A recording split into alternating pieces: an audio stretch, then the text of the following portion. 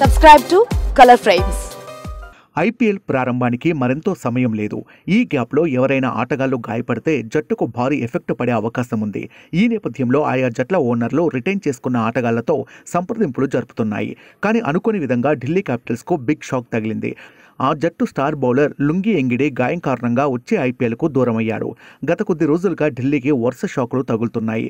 తాజాగా ఎంగిడి గాయపడటంతో ఢిల్లీకి గట్టి షాక్ తగిలినట్లయింది. ఎంగిడి స్థానంలో ఆస్ట్రేలియా ఆల్రౌండర్ జాక్ ఫ్రెజర్ మెక్గుర్కును తమ జట్టులో చేర్చుకుంది ఢిల్లీ క్యాపిటల్స్. అతని రిజర్వ్ ప్రైజ్ 50 లక్షలకు ఢిల్లీ క్యాపిటల్స్తో జతకట్టనున్నాడు. జాక్ ఫ్రెజర్ 2 వన్డేల్లో ఆస్ట్రేలియా జట్టుకు ప్రాతినిధ్యం వహించాడు. జాక్ విధ్వంస గురించి కొత్తగా చెప్పాల్సిన పని లేదు. ఓ మ్యాచ్లో కేవలం 29 బంతుల్లోనే సెంచరీ చేసే బౌలర్లకు చుక్కలు చూపించాడు. సౌత్ ఆస్ట్రేలియా తరపున ఆడిన జాక్ కేవలం 29 బంతుల్లో సెంచరీ నమోదు చేసి ఏబీ డివిలియర్స్ రికార్డును బద్దలు కొట్టాడు.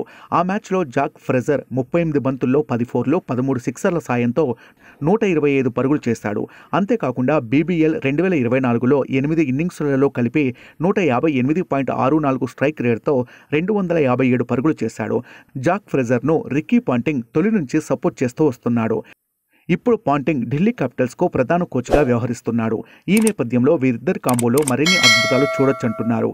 మరోవైపు ఢిల్లీ క్యాపిటల్స్లో ఇప్పటికే చాలామంది స్టార్ విదేశీ ఆటగాళ్లు ఉన్నారు. Mitchell Marsh, David Warner, Anrich Nortje, Tristan Stubbs, Richardson మరియు షాయ్ హోప్ ఉన్నారు. ఈ సమయంలో జాక్ ఫ్రెజర్కు ఆడే అవకాశం లభిస్తుందా లేదా అన్నది చూడాలి. ఈ వీడియో మీకు నచ్చినట్లయితే ప్లీజ్ లైక్ చేయండి, షేర్ చేయండి, కామెంట్ చేయండి.